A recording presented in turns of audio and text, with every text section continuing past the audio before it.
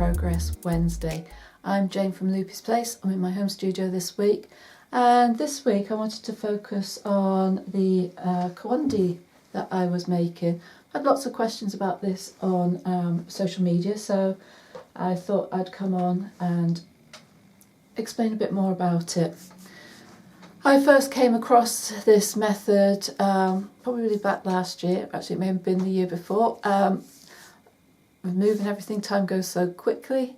On Conquering Mount Scrapmore, Brenda's YouTube channel, and she's done a machine version one and had somebody on, and then we're talking about the hand version. That was something that I've put at the back of my mind that I wanted to try. You know what it's like. You have these lists of things that you'd like to do, and the list gets longer and longer, and sometimes it takes a while to get there, and it's a bit like that. Now, the catalyst for getting on with it was that I've started doing a hand sewing group in the community, so I needed a project that I could bring to them. I thought this was a nice one to do. And actually talking to some of those learners there, they're going to, because we've done a small one as a sample, they're going to use those to create cushion covers, and I thought that was a lovely idea.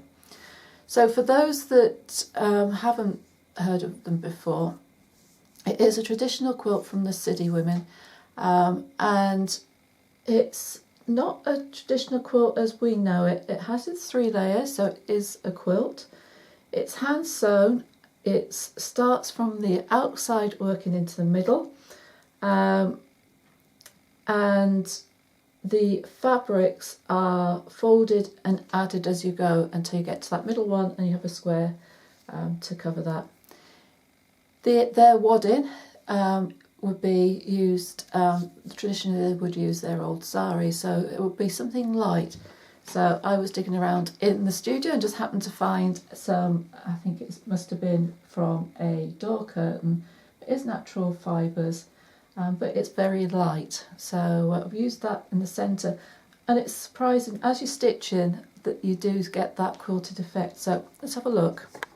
There you go. Now, if you follow me on Facebook, you will have seen I've added a picture of one of my learners who has finished hers, and it looks lovely. She's used coordinated colours. I was just going through my scrap bag and using what I could. Now, I started off using a cream thread. I would have carried on, however, I came home and I didn't have any here, so I just used whatever I had to hand. So I've carried on with this rust thread. It's all done by running stitch. The thread that, the needle that we're using is a Shishiko needle, so it has a longer eye and it's quite a long needle.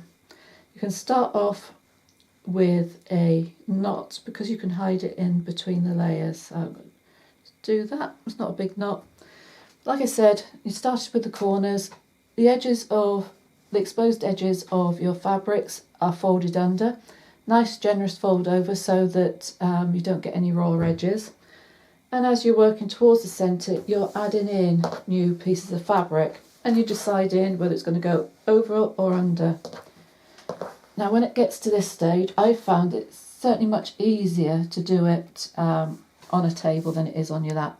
One of my ladies said that she had a cushion on her lap that she would place on, so it formed like a table for her. If you've got one of those trays like with a cushion underneath, that's probably worked quite well. But if you're doing it for any length of time, do make sure that you sat properly because it can cause issues. So as you can see, I've got a raw edge on this one, so I've folded that over, and at the top I haven't decided what's going to happen with this side yet, but I'll do that as I go. You can see where I've ended there, so I'm just going to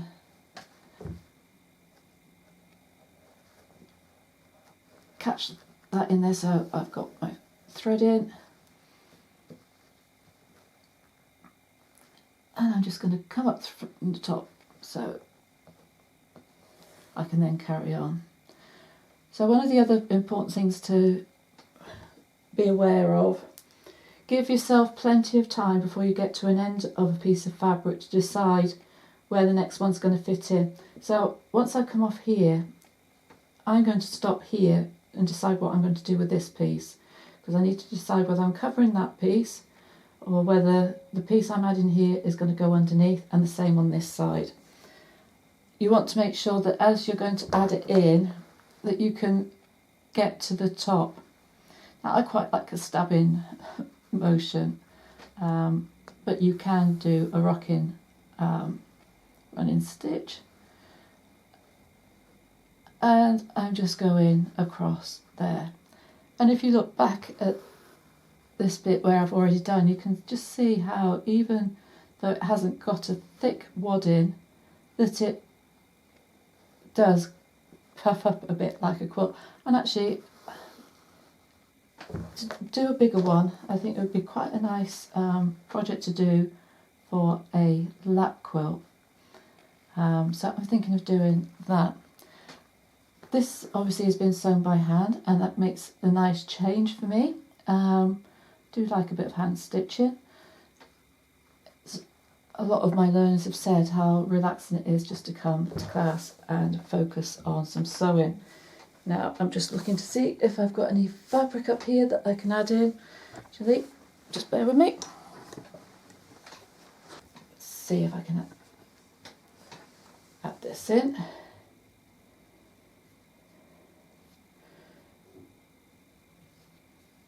So I quite like to mix up the layers a bit. So I'm going to go put that on top. You notice I've stopped here so that I can actually sew that in.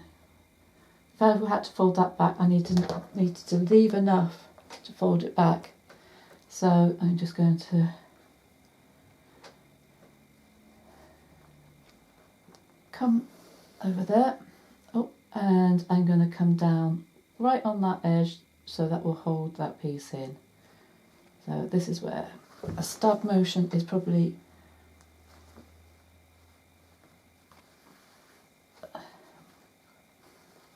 more effective, because of the thickness of the fabric. It doesn't tend to fold up so nicely. There we go. So now come back. There we go. So now I can go along there, and I can decide if I want to. I can fold that over and go over the top of there, or I can put that under there. If I'm going to put that under there, I'd probably trim it, and that would come over like that. So there's all these decisions that you can make as you go. Now this is only a small piece, so here I'm going to have to put in another piece, and I do like that sort of mixture of little tabs, little flashes of colour with the big ones. Well, I hope you found that interesting. If you've had a go, please leave your comments below. I'd love to see what you thought about it, the tips that you've picked up. There are lots of tutorials on YouTube of different people that have done them. I'm going to finish this sample, and I'm going to do one on the machine just to see what it's like, and then I will be planning to do a bigger one.